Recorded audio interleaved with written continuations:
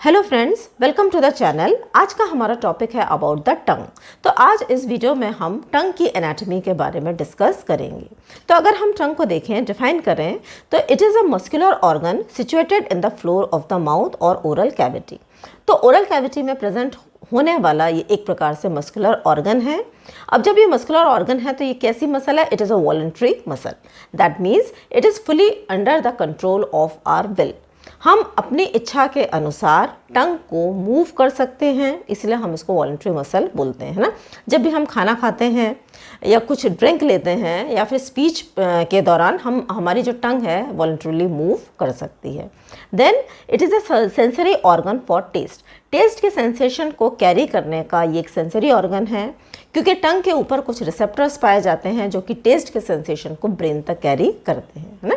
अब हम इसका अटैचमेंट देखेंगे तो इसका जो बेस है, बेस यानी कि जो ये वाला पोर्शन है, base is attached to the hyoid bone. Neck में एक हायोइड बोन प्रेजेंट होती है, उससे इसका जो बेस है ये अटैच्ड होता है। And then it is attached by a fold of its mucous membrane known as frenulum to the floor of mouth, है ना। तो फ्रेन्युलम एक म्यूकस मेम्ब्रेन का फोल्ड होता है जिसके माध्यम से ये फ्लोर ऑफ द माउथ में अटैच्ड होती है। अब अगर हम टंग के पार्ट्स को देखें तो टंग को 3 पार्ट्स में डिवाइड किया गया है। वन इज रूट, यानी कि ये वाला पोर्शन, जो ये वाला पोर्शन है इसको हम रूट बोलते हैं। देन ये वाला जो पोर्शन है इसको हम टिप बोलते हैं, और जो बीच का पोर्शन है इसको हम बॉडी बोलते हैं, है ना। तो अगर हम देखें जो रूट है या फिर जो बेस है, it is attached to the hyoid bone जो हमने अभी पढ़ा। Then tip, it is freely movable, है ना। तो ये जो टिप है इसको आप आसानी से वॉलंटरीली मूव कर सकते हैं। और बॉडी वो पोर्शन है जो कि बेस और टिप के बीच में प्रेजेंट होता है, ठीक। तो अब अगर हम बॉडी ऑफ टंग को डिटेल में देखें तो बॉडी ऑफ द टंग को हम डॉर्सम ऑफ द टंग भी बोलते हैं, है ना। अब इसमें 2 सरफेस प्रेजेंट होती हैं। एक है कर्व्ड अपर सरफेस जिसको हम डॉर्सल सरफेस बोलते हैं, यानी कि ये वाली जो सरफेस है this is known as the dorsal surface. जो दूसरी सरफेस है that is the inferior surface और वेंट्रल सरफेस, है ना। जो ये वाला अगर हम टंग को उठाएंगे ना, इस टंग को अगर हम इस तरीके से उठाएंगे तो जो नीचे वाला जो पोर्शन होता है इसको हम बोलते हैं this is the inferior surface और वेंट्रल सरफेस। तो हम पहले अब अपर सरफेस को देखते हैं, डॉर्सम को देखते हैं। तो ये जो डॉर्सम ऑफ द टंग है it is again divided into 3 parts. पहला है ओरल पार्ट, यानी कि एंटीरियर 2/3 ये वाला पोर्शन। दूसरा है फेरेंजियल पार्ट, यानी कि ये जो पीछे वाला पार्ट है इसको हम बोलते हैं पोस्टीरियर 1/3 पोर्शन। इतना पोर्शन है पोस्टीरियर पार्ट, यहाँ से लेके यहाँ तक है एंटीरियर पार्ट, और ठीक इसके पीछे पोस्टीरियर मोस्ट पार्ट होता है that is the 3rd portion of the टंग, है ना। अब अगर हम देखेंगे तो एंटीरियर और पोस्टीरियर पार्ट है, इन दोनों पार्ट्स को एक वी शेप का ग्रूव डिवाइड करता है 2 पार्ट में, एंटीरियर एंड पोस्टीरियर। इसको हम बोलते हैं सल्कस टर्मिनालिस, है ना। तो both the parts are divided by a faint V shaped groove known as sulcus terminalis. तो सल्कस टर्मिनालिस एंटीरियर और पोस्टीरियर पार्ट को डिवाइड करता है। एंटीरियर पार्ट बड़ा है that is 2/3 part, posterior part छोटा है दैट इज 1/3 पार्ट। अब दोनों जो सल्कस टर्मिनालिस की जो एंड्स हैं जिस पॉइंट पर मीट करते हैं उसको हम बोलते हैं फोरामेन सीकम, है ना। So this is the median pit जिसको हम बोलते हैं फोरामेन सीकम। अब अगर हम इंफीरियर सरफेस को देखें, डॉर्सम ऑफ द टंग को हम अभी और डिटेल में पढ़ेंगे, पहले हम इंफीरियर सरफेस को देख लेते हैं। तो जो इंफीरियर सरफेस है it is covered by the mucous membrane, और ये जो म्यूकस मेम्ब्रेन है अब इसके अंदर 3 थिंग्स आर प्रेजेंट।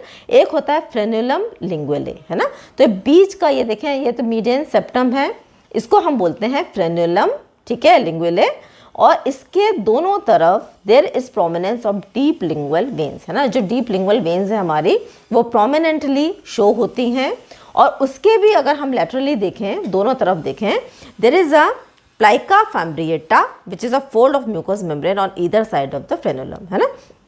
तो सेंटर में हो गया फ्रेन्युलम, फ्रेन्युलम के दोनों तरफ हो गए डीप प्रोमिनेंट लिंगुअल वेन्स, और उसके भी again laterally there is present the plica fimbriata which is basically a fold of the mucous membrane।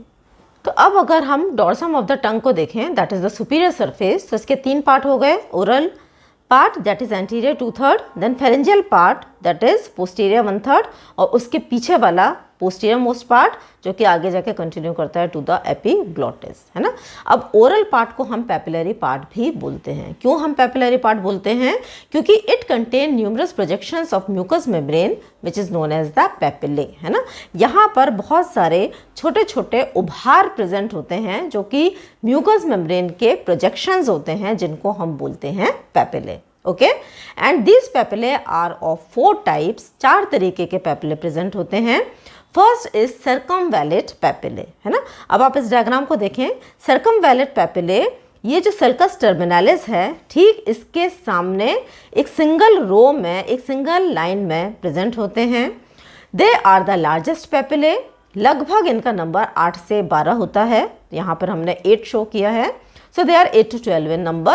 They are situated in a single row in front of the sulcus terminalis, है ना। तो sulcus terminalis के आगे एक regular fashion में single row में ये present होते हैं, ठीक है। यहाँ पर ये पेपिले का डायग्राम है, ठीक है। अब दूसरे होते हैं फंगीफॉर्म पेपिले, जो कि न्यूमरस होते हैं। फंगीफॉर्म डायग्राम में ये वाले हैं, यहाँ पे शो किए हैं। ये न्यूमरस होते हैं, bright red flat dot like structures होते हैं, ठीक है। And they are located along the edge और the tip of the tongue. तो यहाँ पर आप देखें, डॉर्सम ऑफ द टंग पे ये साइड्स में और टिप ऑफ द टंग में ये पेपिले प्रेजेंट होते हैं, है ना। डायग्रामेटिकली यहाँ पर हमने इसको शो किया है। अब जो तीसरा, यहाँ पर एक चीज़ और है, कुछ सम एट डॉर्सम, है ना, कुछ पेपिले डॉर्सम ऑफ द टंग में भी प्रेजेंट होते हैं, लेकिन इनका नंबर यहाँ पे कम होता है।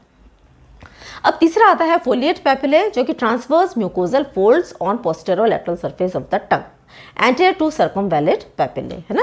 तो यहाँ पर आप देखें ये वाले पेपिले, ये क्या हैं? ये पोस्टेरोलैटरल सरफेस ऑफ द टंग पे पाए जाते हैं।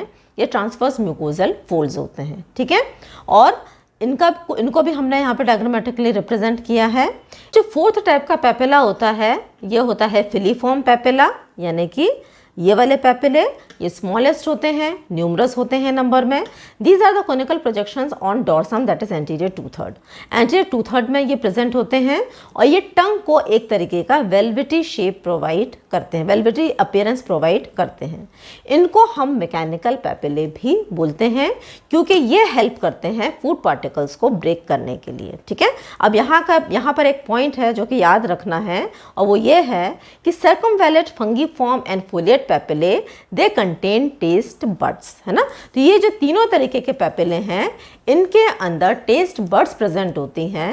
इन टेस्ट बड्स के अंदर रिसेप्टर्स होते हैं जो कि टेस्ट के सेंसेशन को कैरी करते हैं टू द ब्रेन, है ना। तो टेस्ट बड्स इन 3 पेपिले में होती है, लेकिन जो फिलीफॉर्म पेपिले हैं, it does not contain any taste bud, इसलिए हम इसको मैकेनिकल पेपिले बोलते हैं, क्योंकि they only help in break down of the food particles. Taste को कैरी करने में इन पेपिले का कोई रोल नहीं होता, ठीक है। तो जो फेरेंजियल पार्ट है, that is the second part, इसको हम लिम्फॉइड पार्ट भी बोलते हैं। क्यों बोलते हैं? क्योंकि इस पार्ट में पेपिले प्रेजेंट नहीं होते, या फिर प्रेजेंट होते हैं तो वो बहुत स्मॉल क्वांटिटी में प्रेजेंट होते हैं, but they contain most of the lymphoid follicles as well as the mucous glands. Next we come to the muscles of the tongue. Middle fibrous septum divides the tongue into right and left half. अगर हम यहाँ से एक line draw करें तो ये जो line है, सेप्टम है, ये टंग को राइट और लेफ्ट हाफ में डिवाइड करेगा। Each half contain 4 intrinsic and 4 extrinsic muscles. अब दोनों हाफ में यहाँ पर राइट साइड और लेफ्ट साइड 4 इंट्रिंसिक और 4 एक्सट्रिंसिक मसल्स प्रेजेंट होती हैं। तो जो इंट्रिंसिक मसल्स हैं, ये कौन कौन सी होती हैं? तो ये है superior longitudinal muscle, inferior longitudinal muscle, transverse and vertical muscles. अगर हम एक्सट्रिंसिक मसल्स देखें तो that is genioglossus, hyoglossus, styloglossus and palatoglossus, है ना। तो ये मसल्स हैं जो कि याद रखनी है। इसके बाद में हम आते हैं फंक्शन ऑफ द टंग। तो टंग का जो फंक्शन है, सबसे पहला है mastication, that means it helps in chewing, खाने को चबाने में ये हेल्प करती है। दूसरा इसका फंक्शन है डिग्लूटेशन, यानी कि स्वेलिंग। जो भी हम खाना खाते हैं या फिर पानी पीते हैं या कोई भी अदर लिक्विड लेते हैं, तो उसको स्वेलो करने का काम भी टंग ही करती है। तीसरा है टेस्ट। टेस्ट के सेंसेशन को ये कैरी करती है। क्यों? क्योंकि इसके ऊपर टेस्ट बड्स प्रेजेंट होते हैं जो कि इस सेंसेशन को कैरी करते हैं ब्रेन तक। और चौथा है इट हेल्प्स इन स्पीच, है ना। जब भी हम बोलते हैं तो टंग एक वॉलंटरी मसल है, तो स्पीच में भी एक तरीके से ये बहुत इंपॉर्टेंट रोल प्ले करती है। अगर हम इसकी आर्टेरियल सप्लाई देखें तो लिंगुअल आर्टरी इसको सप्लाई करती हैं टंग को।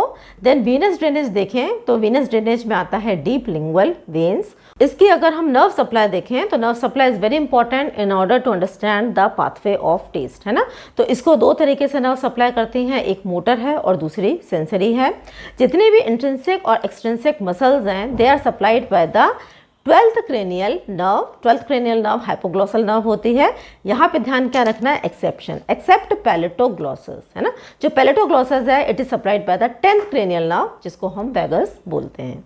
अगर हम सेंसरी नर्व देखें तो जैसा कि हमने देखा था कि 3 पार्ट हैं टंग के, anterior 2/3, posterior 1/3 and posterior most part, है ना। तो जो एंटीरियर 2/3 है it is supplied by the 7th cranial nerve की जो कॉर्डा टिम्पैनाई ब्रांच होती है ये सप्लाई करती है।